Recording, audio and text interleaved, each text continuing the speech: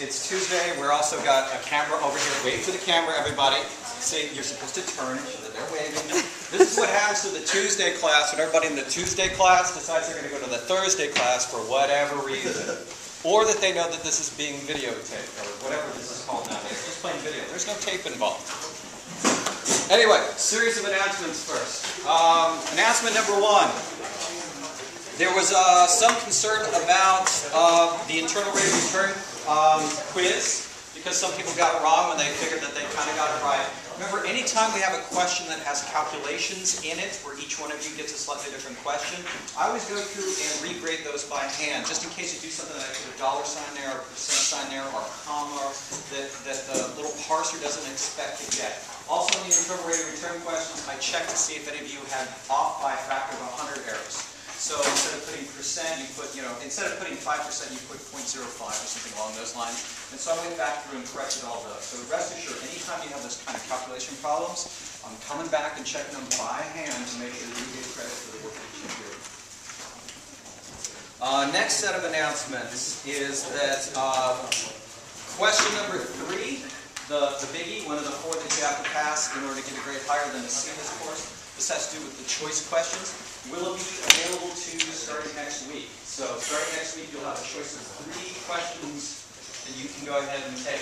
Now, if you've already managed to pass questions number 1 and 2 today, you can just call off after we get to that time period. So you don't necessarily have to stay if you don't have any quiz to take. So question 3 will be available next week, and I'll give you a preview today of what this is supposed to look like, since I'm not entirely sure how I'm going to implement it yet. We also will have space available on the calendar for oral responses to those major questions, starting off on November 18th and extending through December 10th. So remember, what you do here is go to the Schedule Appointment tab that's right there. And this will get you to the scheduling software. And if you want to schedule one of these little appointments, sorry, I have all sorts of space starting on the 18th, which is when I'm opening up for these 15-minute appointments for you to do the oral things. And then it goes all the way through December 10th. The idea is that you schedule a 15-minute appointment for a specific quiz that you want to try orally rather than a written form. So what you do up there is you say something along in the subject line, want to try question 1, want to try question 2, question 3, that kind of thing. And then what you do is you pick a rather large range of hours where you want to give it a try. So you can just go ahead and essentially grab anything on those 2 days. Or you can go ahead and actually say anything you got open right now. Just paint a bunch of stuff. I'm going to go and show up for one of these oral tests. And I anticipate getting a lot of these coming through. The reason why you're picking a lot of them is they'll come in a big batch. I'll go ahead and schedule one, and that'll make it so that it can't be scheduled for somebody else. I'll schedule another one that makes it so it can't be scheduled for somebody else, and so on down the line. So by the time I get to yours, it could be that you have no time left, and you're going to have to try again. So choose a lot of hours. Don't focus on a single hour or a single day. Ma'am? So how do you know what you've been scheduled for? You'll end up getting an email back that says it's at this particular time. To your email address? Yeah, it's whatever email that you put in here. So you give it an email. One thing you got to watch out for is sometimes your spam bucket may get stuck with it, so check in there just to make sure. All right? Sir? This might be a really dumb question, but is there any way to get answer keys for the previous questions? One of the best ways of doing that is to talk to one of the teachers. You can come visit me, and I have all the answer keys. Okay. Yes. The other thing I was kind of hoping for on that was, and this was just some wacky idea of mine, there's that wiki available to you, and so you guys could actually say, hey, on this particular day, here are the questions, and here's what the answers are, and try to hash them out. Which is kind of what I was hoping for. I was actually hoping that would happen. And that's one of the intended uses of the wiki, is basically projecting answers of some sort, ones that you actually construct. Okay?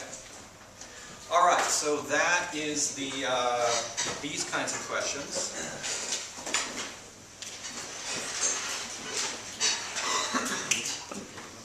Third, because much of what we do in the class is a little on the experimental side. I mean, this this whole thing right here, does this work for you, returning things like that? Does the little circle comments on the side, does the colored part work? Yeah, the whole idea of having to pass all 4 questions really stress you out. All these kind of feedback on the structure of the course. I'm going to set up an hour during the last week of class, basically ask you a bunch of questions where you can tell me, that was a stupid idea, here's a better idea, and so on down the line. And effectively what we're going to do is come up with a couple of options for modifications to the course next term. Once we come up with options, I'm actually going to allow you guys to vote on those options, on which you would prefer for the next class coming up. And I use it just to make sure that I can make this course better and better and better every single time we go out of it, to make it so it's a little bit easier for you guys to get hold of the material. I will say, with these kinds of questions right here, and with what I've been getting for the time value of money stuff, you guys, with this peculiar system, are doing much better than any other course I have ever had on this material, making sure you know how to calculate it. So I'm actually pretty happy with the performance so far, even though it may have stretched you guys out like there's no tomorrow. Okay? Do you guys feel stressed out? Yeah. Or do you feel kind of proud? Which way is it? Stressed and proud? Because you can do both. Anyway, so we'll have a debrief hour where I'll ask you actually a whole slew of questions and try to get some direct feedback from you there. Next, there are some people that had problems with basically stuck quizzes, so they had Blackboard that crashed again.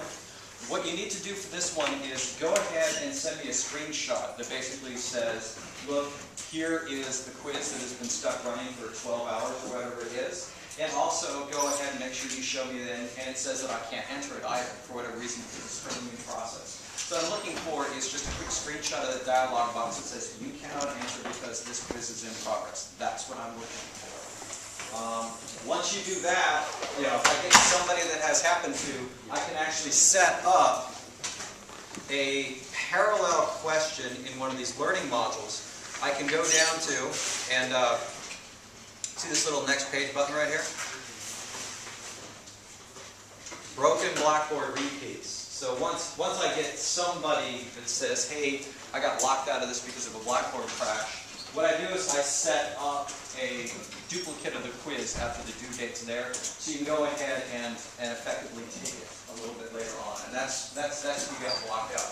If you take these, I'll ignore all these scores if you actually have full sets of scores for the quizzes that are already up there, okay?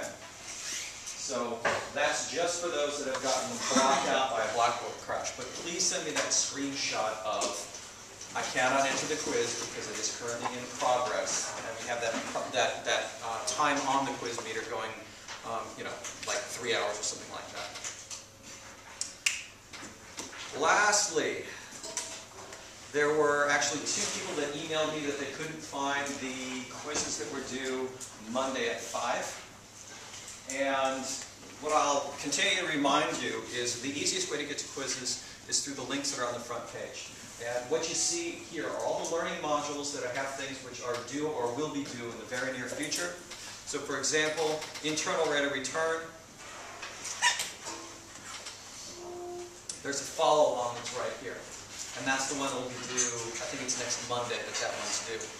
Some of you have been not going through these links, but have been going in through here, which is going to be the assessments link directly. And the thing that throws people is that they see a bunch of these and they go, well, wait a minute, what quiz are we talking about here? What you got to remember is that there are many pages, and Blackboard's only showing you one at a time. So you just got to go down and hit these next page or previous page buttons to get you to all the pages if you're getting there. Okay? And that's what we're aiming for. Again, it was only 2 people that were caught on this, but it was one of the things I tried to point out in the video in the first module about using Blackboard. I think I've also given a couple of words about that before. And that should be the end of the announcements. Any other issues arise? Sir? I think I missed this. Where can we find the grading rubric for the quiz? The time value money quiz, though, that was the first iteration of it. Essentially, what's going to be coming out next is I'll go ahead and flash it to you. Oops. Each one will look exactly the same, and what Allison's told me is that the main problems, as I cover up, I'll just cover up this one right here. You'll always have these up top And the main problems are people doing things that aren't in factor notation at all, okay? Or it's a kind of thing that kind of looks like factor notation that isn't. The other thing is a series of off by one errors that usually happen. And so she'll go ahead and circle one of these in order to give you that, here's the basic type feedback. Okay. For the more detailed stuff, it's best to go to the horse's mouth. Sorry, you are not horse, but this is what the saying goes. And she can get you the really drastic, kind of feedback in it. But that's a general case of it.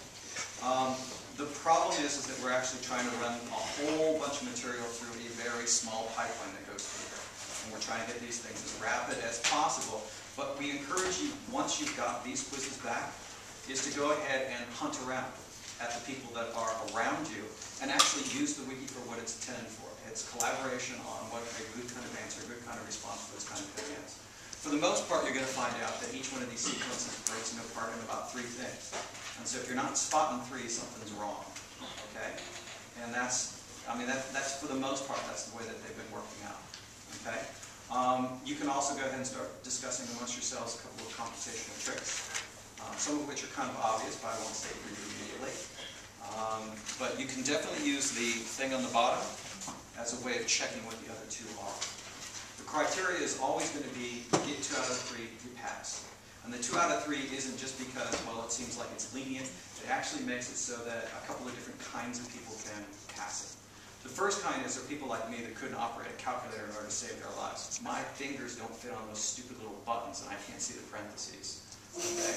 So I can't use a calculator to save my life, but I can look at these, break it down a couple of different ways, and get 2 sets of factor notation in almost no time. And that's just I'm used to looking at them. The other way is for people that can only see it one way, to write down something in factor notation. Get a second way that's pretty long, but still come up with the right answer at the end. And that's the other kind of person we're looking at too. The reason why you have to have the factor notation is because if you think about it, you can take this relatively short sequence. Usually they've only been, about 9 long or something like that at most. And you can easily brute force it in order to get an answer. I mean, come on, that's totally clear. And I just want to make it so that brute forcing isn't your solution to most of these problems. We good?